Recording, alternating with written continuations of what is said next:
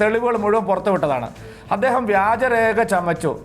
2000 പാസ്സായ ആള് 96 പാസ്സായി എന്നാണ് സത്യവാങ്മൂലം കൊടുത്തിരിക്കുന്നത്, സർട്ടിഫിക്കറ്റ് ഹാജരാക്കിയിരിക്കുന്നത്. കള്ളത്തരമാണ് ഹാജരാക്കിയിരിക്കുന്നത്. ഈ പരാതി കിൻഫ്രയിലെ CITUക്കാർ തന്നെ മന്ത്രിയുടെ മുമ്പിൽ കൊണ്ടുവന്നതാണ്. ആ പരാതി പരിഗണിച്ചില്ല.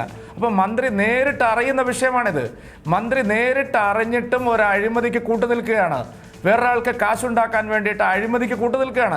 അപ്പോൾ അങ്ങനെയുള്ള ഒരു കേസ് എങ്ങനെയാണ് പാർട്ടി തീരുമാനിക്കട്ടെ, അല്ലെങ്കിൽ ഇതിന് അത്ര വലിയ ഗ്രാവിറ്റി ഇല്ല എന്നൊക്കെ പറഞ്ഞ് തള്ളിക്കളയാൻ കഴിയുന്നത്? ഇത് കോടതിയിൽ പോകേണ്ട ആവശ്യം തന്നെ ഇക്കാര്യത്തിലില്ല, ഒരു പരിശോധനയും നടത്തേണ്ട ആവശ്യം തന്നെ ഇക്കാര്യത്തിലില്ല. ഞാൻ ചോദിക്കട്ടെ, രമേശ് ചെന്നിത്തല കഴിഞ്ഞ പ്രാവശ്യം ഇത് തന്നെയാണ് ചെയ്തത്. ബാബുവിനെ ഇങ്ങനെയാണ് സംരക്ഷിക്കാൻ നോക്കിയത്, മാണി സാറിനെ ഇങ്ങനെയാണ് സംരക്ഷിക്കാൻ നോക്കിയത്. അന്നെല്ലാം സദാചാരത്തെക്കുറിച്ച് ഗിരിപ്രഭാഷണം നടത്തിയ ആൾക്കാരാണ് ഡോക്ടർ സെബാസ്റ്റ്യൻ പോളിൻ്റെ ആൾക്കാരും ഇടതുപക്ഷ മുന്നണിക്കാരും. ആ ഗിരിപ്രഭാഷണമൊക്കെ നടത്തി. മാത്രമല്ല, വിജിലൻസ് ഡയറക്ടർ പറഞ്ഞത് എന്താ? അദ്ദേഹത്തിന്റെ വാക്കുകൾക്ക് ഇപ്പോൾ ഒരു ഒട്ടകപ്പക്ഷി നയം അദ്ദേഹം എന്താ കാണിക്കുന്നത്? അദ്ദേഹം കഴിഞ്ഞ ഗവൺമെന്റിന്റെ അവസാന കാലത്തും ഈ ഗവൺമെന്റ് വന്നതിന് ശേഷം ഡയറക്ടർ ചുമതലയേറ്റെടുത്തതിന് ശേഷവും പറഞ്ഞ വാക്കുകളിൽ നിന്ന് അദ്ദേഹം പിന്നോട്ട് പോവുകയാണ്. അദ്ദേഹം മഞ്ഞക്കാടും ചുവപ്പ് കാടിനെ കുറിച്ചല്ല ഞാൻ പറഞ്ഞത്. 0 ടോളറൻസ് ആണ്. അഴിമതിക്ക് ഒരു തരത്തിലും അദ്ദേഹം വകവെച്ചു കൊടുക്കില്ല. ഒരു ചെറിയ സാധ്യതയെങ്കിലും ഉണ്ടെങ്കിൽ അഴിമതി അവസാനിപ്പിക്കുമെന്ന് വീരവാദം പറഞ്ഞ ഈ ജേക്കബ് തോമസിന്റെ കാലത്ത് 42 ദിവസത്തെ സമയം കൊടുത്ത്, അല്ലെങ്കിൽ മുഖ്യമന്ത്രി വരട്ടെ. ഞാൻ ചോദിക്കട്ടെ, എന്തിനാണ് മുഖ്യമന്ത്രിയോട് അദ്ദേഹം ചോദിക്കുന്നത്? വിജിലൻസ് കൂട്ടിലടച്ച തത്തയല്ലെങ്കിൽ എന്തിന് പിണറായി വിജയൻ അദ്ദേഹം കാണണം? പിണറായി വിജയന്റെ സമ്മതം അദ്ദേഹത്തിന് എന്തിനു കിട്ടണം? ഈ നാട്ടിൽ നടക്കുന്ന കേസ് അന്വേഷണത്തിലെല്ലാം മുഖ്യമന്ത്രിയുടെ അനുമതി വാങ്ങേണ്ടതുണ്ടോ? ഇവിടുത്തെ ആഭ്യന്തര വകുപ്പിന്റെ അനുമതി വാങ്ങേണ്ടതുണ്ടോ? രാഷ്ട്രീയ യജമാനന്മാരുടെ അനുമതി വാങ്ങേണ്ടതുണ്ടോ?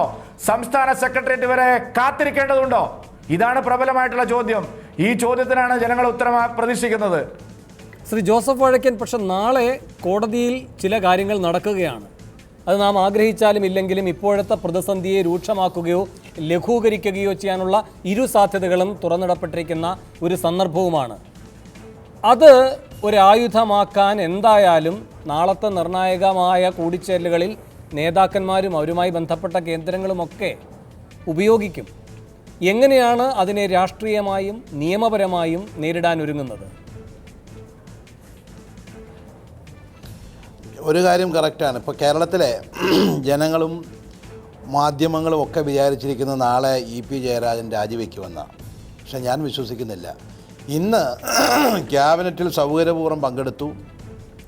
ഇവിടെ പുറത്തേക്ക് വിടുന്ന വാർത്ത, അദ്ദേഹം ഇത് വിശദീകരിക്കാൻ നോക്കിയപ്പോൾ അദ്ദേഹത്തെ വഴക്കുകൂടി പിണറായി വിജയൻ സ്നബ് ചെയ്ത് ഇരുത്തി എന്നാണ്. അല്ല, അദ്ദേഹം കൂടുതൽ അബദ്ധം പറയാതിരിക്കാൻ വേണ്ടി അദ്ദേഹത്തെ രക്ഷിക്കുകയാണ് ചെയ്തിട്ടുള്ളതെന്നാണ് എൻ്റെ വിലയിരുത്തൽ.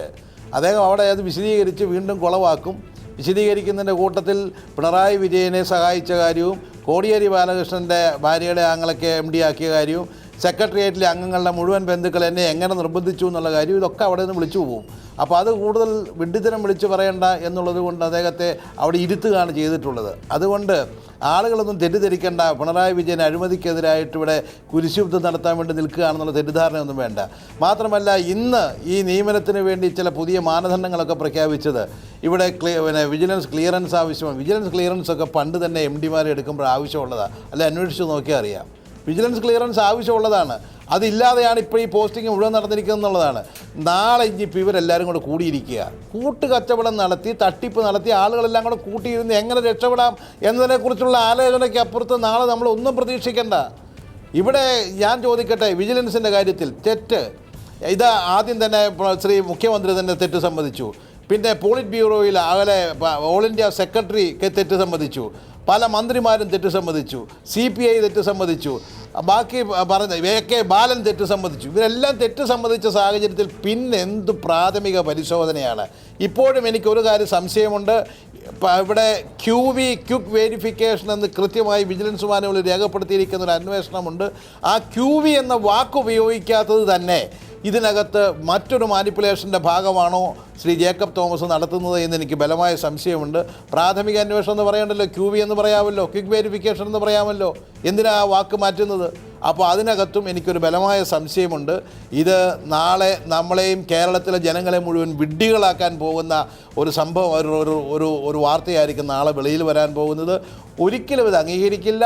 കേരളത്തിലെ ബഹുജനങ്ങൾ, CPM പാർട്ടിയുടെ പ്രവർത്തകർ ഉൾപ്പെടെ കേരളത്തിലെ തന്നെ ലക്ഷങ്ങൾ ഈ നീക്കത്തിനെതിരെ അതിശക്തമായ നിലപാട് സ്വീകരിക്കും. സെബാസ്റ്റ്യൻ പോൾ എനിക്ക് ഒരുപാട് ബഹുമാനമുള്ള ഒരാളാണ്, പക്ഷേ അദ്ദേഹം ഇതിനെ നിസ്സാരവൽക്കരിച്ചത് വളരെ ദുഃഖമാണ്.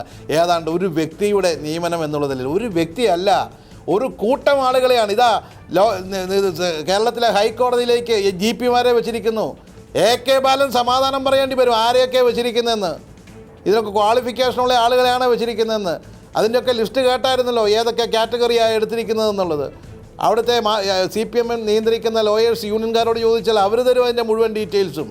അതുകൊണ്ട് ഒരു മന്ത്രിയുമല്ല, ഇതൊക്കെ വരാൻ പോകുന്നല്ലോ. ഓരോ മന്ത്രിയുടെയും ഇതുപോലെയുള്ള ആശ്രിത നിയമനത്തിൻ്റെ കഥകളിലും വരുന്നേ ഉള്ളൂ. 3 മാസക്കാലം ഉത്സവമായിരുന്നു, നിയമനത്തിൻ്റെ ഉത്സവം. എല്ലാവരും പറഞ്ഞു ഇതാ എത്ര സെക്കൻഡ് കൊണ്ട് അവർ മാറ്റി, ഭരണം എത്ര എഫിഷ്യൻ്റ് ആകുന്നു, എല്ലാവരെയും മാറ്റി വയ്ക്കുന്നു, എത്ര സ്പീഡിൽ കാര്യങ്ങൾ ചെയ്യുന്നു. ഒരു സ്പീഡുള്ള ഇതാണ് നടത്തിക്കൊണ്ടിരുന്നത്, തട്ടിപ്പാണ് നടത്തിക്കൊണ്ടിരുന്നത്.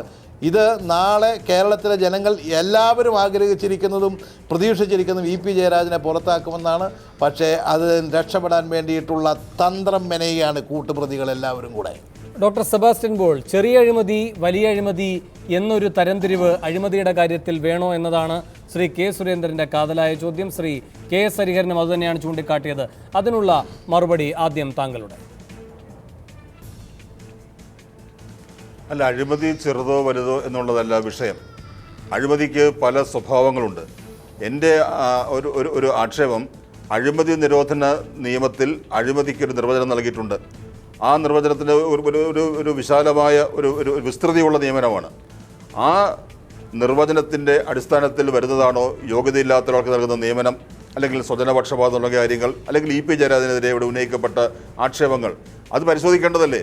അതിനു പകരം പ്രതിപക്ഷത്തു നിന്ന് ഒരു പരാതി കിട്ടിയാൽ ഉടൻ അതിൽ ശിക്ഷാ നടപടി ഉണ്ടാവണം. എന്തിന് അന്വേഷണം, എന്തിന് വിചാരണ എന്നൊക്കെ ചോദിച്ചാൽ അതല്ലല്ലോ നമ്മുടെ നാട്ടിലെ നിയമം. അപ്പോൾ അവിടെയാണ് ഒരു അന്വേഷണത്തിന് വിജിലൻസ് ആരംഭിച്ചിരിക്കുന്നു. ആ അന്വേഷണത്തിൻ്റെ അവരുടെ നിലപാട് അത് നാളെ വിജിലൻസ് കോടതിയിൽ വരുന്നു. വിജിലൻസ് കോടതി എന്ത് പറയുന്നു എന്ന് നോക്കണം. അതുകൊണ്ട് ധൃതി പിടിച്ച് ഒരു രാത്രി കൊണ്ട് നേരം പുലരുന്നതിന് മുൻപ് ഒരു രാജി, അങ്ങനെയുള്ള ഒരു അടിയന്തര ഘട്ടം ഈ വിഷയത്തിൽ ഇല്ല എന്ന് മാത്രമാണ് ഞാൻ പറഞ്ഞത്. അങ്ങനെയെങ്കിൽ ഒരു പക്ഷേ ഇതിൻ്റെ നിയമപരമായ സൂക്ഷ്മ പരിശോധനകൾ വേണം. അതിന് ബന്ധപ്പെട്ട ഏജൻസിക്കും കോടതിക്കുമൊക്കെ അതിന് അർഹതപ്പെട്ട അവസരം നൽകണം. എങ്ങനെയൊക്കെയുള്ള വാദഗതികൾ അംഗീകരിച്ചാലും നിയമവും നിയമ സംവിധാനങ്ങളും മാത്രമല്ലല്ലോ ഡോക്ടർ സെബാസ്റ്റ്യൻ പോൾ ജനാധിപത്യം. ആത്യന്തികമായി അത് നമ്മുടെ ഈ പറയുന്ന രാഷ്ട്രീയ നേതൃത്വം നായകരായി നിൽക്കുന്ന ഭരണ സംവിധാനമാണ്. അവരിനെടുത്ത തീരുമാനമോ മന്ത്രിസഭാ തീരുമാനം സ്വജനപക്ഷപാതം ഇല്ലാതാക്കാൻ നിയമനിർമ്മാണം. ആരുടെ കണ്ണിൽ പൊടിയിടാനാണ് ഈ തീരുമാനം? ഇവിടെ ശ്രീ വാഴക്കൻ പറഞ്ഞത് ശരിയാണ്. ഇപ്പോൾ തന്നെ പൊതുമേഖലാ സ്ഥാപനങ്ങളുടെ MD അല്ലെങ്കിൽ ജനറൽ മാനേജർ തസ്തികകളിലേക്ക് എടുക്കുന്നവർക്ക് വിജിലൻസ് ക്ലിയറൻസ് നിർബന്ധമാണ്. പിന്നെ എന്തിനാണ് അത്തരമൊരു വാചകം എഴുതി പിടിപ്പിക്കുന്നത്? എന്തിനാണ് ഒരു മന്ത്രിക്ക് തെറ്റുപറ്റിയെന്ന് എല്ലാവരും ആർക്കുമ്പോൾ പിന്നെ ആർക്കും തെറ്റുപറ്റാതിരിക്കാനുള്ള അവനവൻ്റെ ജാഗ്രത എന്നതിനപ്പുറം ഒരു നിയമനിർമ്മാണത്തിൻ്റെ ആവശ്യകതയിലേക്ക്, അത് നൽകുന്ന അനന്തമായ സാവകാശത്തിലേക്ക് രാഷ്ട്രീയ ഭരണ നേതൃത്വം പോകണം? അതൊരു തരത്തിലുള്ള ഈ പറയുന്ന ഏതെങ്കിലും ഒരു നിഴലിലേക്ക് പോയി സ്വയം സംരക്ഷിച്ച് നിർത്താനുള്ള ശ്രമം മാത്രമല്ലേ? അവിടെയാണ് ശ്രീ വാഴക്കൻ ചോദിക്കുന്നത്. കൂട്ടുത്തരവാദിത്തമുണ്ട് ഇതിൽ. അത് എന്ന് പറയുന്നത് കുറ്റകരമായ ചെയ്തികളുടെ കൂട്ടുത്തരവാദിത്തമാണ്. അവരെല്ലാം ചേർന്നിരുന്നുകൊണ്ട് ഇനി മഹത്തായ പരിഹാര നടപടികൾ എന്ന നിലയിൽ പ്രഖ്യാപിക്കുന്നത് നിയമനിർമ്മാണം, അതുപോലെ തന്നെ ദേശീയ തലത്തിലൊരു സമിതി സാങ്കേതിക വിദഗ്ധരെ ഉൾപ്പെടുത്തിക്കൊണ്ട് അർഹരെയും അനർഹരെയും തരംതിരിച്ച് കാണുന്നതിന്, പിന്നെ വിജിലൻസ് ക്ലിയറൻസ് നിർബന്ധമാക്കുന്നതിന് ആ രൂപത്തിലുള്ള പരിശോധന, ഇതാണോ വേണ്ടത് ഡോക്ടർ സെബാസ്റ്റ്യൻ പോൾ? അല്ല, ശ്രീ ഹരിഹരൻ ചൂണ്ടിക്കാണിച്ചതുപോലെ LDFിൽ നിന്ന്, LDFിൻ്റെ സർക്കാരിൽ നിന്ന് കുറേ കൂടി ഉയർന്ന നിലവാരം, ധാർമ്മിക നിലവാരവും ഔചിത്യവും മര്യാദകളും ജനം പ്രതീക്ഷിക്കുന്നുണ്ട്. അതിനാണ് ഇവിടെ ഒരു പോറൽ ഏറ്റിരിക്കുന്നത്, ക്ഷത സംഭവിച്ചിരിക്കുന്നത്. അതിന് പരിഹാരം എന്ന നിലയ്ക്ക് ഇന്ന് മന്ത്രിസഭാ യോഗത്തിൽ നിന്ന് കേട്ട തീരുമാനങ്ങൾ, പെരുമാറ്റച്ചട്ടം ഉണ്ടാക്കുമെന്നോ നിയമം ഉണ്ടാക്കുമെന്നോ ഒക്കെ പറയുന്നത്, അത് അസ്ഥാനത്താണ്. അതിൻ്റെ ആവശ്യമില്ല വാസ്തവത്തിൽ. കാരണം മന്ത്രിമാർ എങ്ങനെ പെരുമാറണം, മന്ത്രിമാർ എങ്ങനെ ആക്ഷേപരഹിതമായി പെരുമാറണം എന്ന കാര്യത്തിൽ എല്ലാ മന്ത്രിമാർക്കും സ്വയം ബോധ്യമുണ്ട്. അതിനിപ്പോൾ നിയമനിർമ്മാണത്തിൻ്റെ ആവശ്യമില്ല, നിയമനിർമ്മാണത്തിലൂടെ നടപ്പാക്കാൻ കഴിയുന്നതുമല്ല. അവിടെ അവരെ നിയന്ത്രിക്കുന്നതിന് പാർട്ടിയുണ്ട്, പാർട്ടി സംവിധാനമുണ്ട്, അതൊക്കെ പ്രവർത്തിക്കണം. ഇതിനെല്ലാം ഉപരിയായി പൊതുജനങ്ങളുടെ ഇടപെടൽ, മാധ്യമങ്ങളുടെ നിരീക്ഷണം, ഇതെല്ലാം അതിൽ ഫലവത്തായി പ്രവർത്തിക്കുന്ന ഒന്ന് തന്നെയാണ്. അവരുടെ നിയമത്തിൻ്റെ അഭാവത്തിൽ അല്ല ഇത്തരത്തിലുള്ള അനൗചിത്യങ്ങളും ക്രമരഹിതമായ പ്രവൃത്തികളും ഉണ്ടാകുന്നത്. ഇവിടെ സംഭവിച്ചിരിക്കുന്നതിനെ ഞാൻ ന്യായീകരിക്കുകയല്ല. പക്ഷേ EP ജയരാജനെതിരെ ഉന്നയിക്കപ്പെട്ട ആരോപണം അത് മറ്റു രീതിയിലുള്ള ഒരു കോഴക്കേസ്, അഴിമതി കേസ് അങ്ങനെയൊക്കെ അറിയാം. അതാണല്ലോ പൊതുജനങ്ങളുടെ മനസ്സിൽ ആദ്യമേ വരുന്നത്. അത്തരത്തിലുള്ള ഒരു അഴിമതി ആരോപണമായി അതീവ ഗൗരവത്തോടെ നമ്മൾ കാണേണ്ടതുണ്ടോ? നിയമത്തിൻ്റെ ദൃഷ്ടിയിൽ അങ്ങനെ കാണാൻ കോടതി തയ്യാറാകുമോ? ആ ഒരു ചോദ്യം മാത്രമാണ് ഞാൻ ചോദിച്ചത്.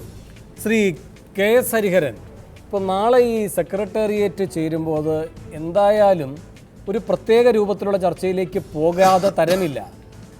അവിടെ അങ്ങോട്ടും ഇങ്ങോട്ടും പറയും, ഞാൻ ഇങ്ങനെയൊക്കെ ചെയ്തത് മാത്രമാണ് കുറ്റമെങ്കിൽ നിങ്ങൾ ചെയ്ത ഇന്ന കാര്യങ്ങളൊക്കെ കുറ്റം അല്ലേ എന്ന മറുചോദ്യം വരും.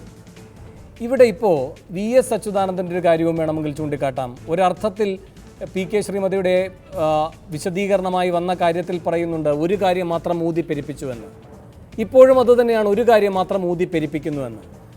അന്ന് PK ശ്രീമതിക്കെതിരെ ഈ ആക്ഷേപം ഉയരുമ്പോൾ VS അച്യുതാനന്ദനും ഇത്തരം കാര്യങ്ങൾ ചെയ്തിട്ടുണ്ട്. ഒരു ഉദാഹരണമായി പറയുകയാണ്, മറ്റു പലർക്കും ഉണ്ടാകാം, മറ്റു പലരും അത് ചെയ്തിട്ടുണ്ടാകാം. പക്ഷേ VS അച്യുതാനന്ദൻ നിന്നൊക്കെ ഭിന്നമായി നിൽക്കുന്ന ആളെന്ന ഒരു പ്രതീക സൃഷ്ടിയാണല്ലോ ഉണ്ടാക്കിയിട്ടുള്ളത്. അദ്ദേഹമായാലും അദ്ദേഹത്തെ അനുകൂലിക്കുന്നവരായാലും. അദ്ദേഹത്തിൻ്റെ ബന്ധുവിനെയാണ് ഗസറ്റഡ് റാങ്ക് തസ്തികയിലേക്ക് തന്നെ വരുന്ന രൂപത്തിൽ പേഴ്സണൽ സ്റ്റാഫിൽ ഉൾപ്പെടുത്തിയിട്ടുള്ളത്. മകന് നിയമനം നൽകിയിട്ടുണ്ട്. ഇതിൻ്റെയൊക്കെ കഥകൾ അവിടെ തന്നെയുണ്ട്. മാത്രവുമല്ല, ഇപ്പോൾ ഈ സർക്കാർ വന്നതിന് ശേഷം ഏതൊക്കെ തരത്തിലുള്ള ആളുകൾ അവരുടെയൊക്കെ താല്പര്യങ്ങൾ സംരക്ഷിച്ച് എവിടെയൊക്കെ ആളുകളെ തിരികെ കയറ്റിയിട്ടുണ്ട് എന്നതും നാളെ ചർച്ച ചെയ്യപ്പെടും. അതുകൊണ്ട് ഇതൊരു വല്ലാത്ത സങ്കീർണതയാണ്. ഇത് നിയമനിർമ്മാണം കൊണ്ട് പരിഹരിക്കാൻ കഴിയുന്നതല്ല. ഇത് അവനവൻ്റെ ചെയ്തികൾ അവരെ കൊണ്ട് എത്തിച്ചിരിക്കുന്ന ഒരു പ്രതിസന്ധിയാണ്. അതിൽ നിന്ന് എങ്ങനെയാണ് മറികടക്കാൻ പോകുന്നത് ഈ പാർട്ടിയും അതിൻ്റെ നേതൃത്വവും?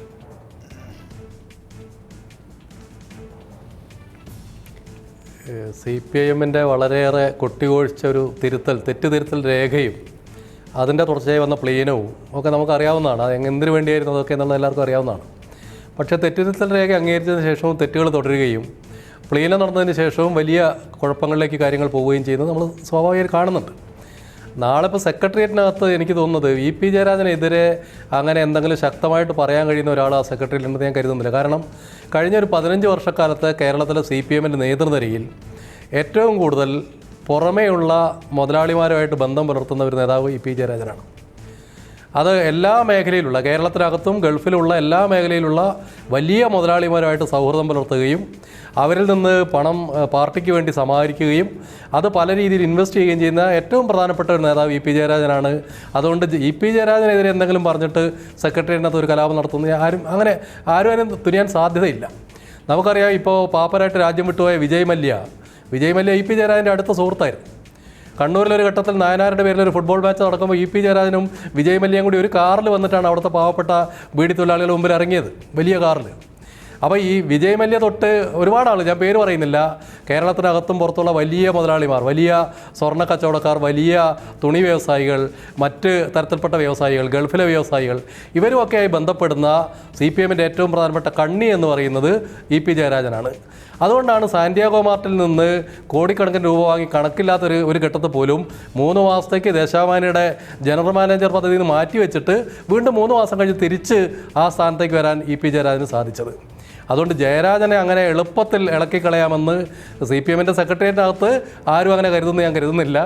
അത് CPM-ൻ്റെ ഒരു ഇക്വേഷനെക്കുറിച്ച്, ഇന്നത്തെ പാർട്ടിയുടെ നേതൃത്വത്തെക്കുറിച്ചും അതിൻ്റെ ഇക്വേഷനെക്കുറിച്ച് അറിയുന്ന ആരും EP ജയരാജൻ എന്തെങ്കിലും പോറൽ പറ്റുമെന്ന് കരുതും എന്ന് ഞാൻ അങ്ങനെ കരുതുന്നില്ല. ശരി, ഞാൻ ഇടവേളയ്ക്ക് പോകാൻ, ഇടവേളയ്ക്ക് ശേഷം തിരികെ എത്താം.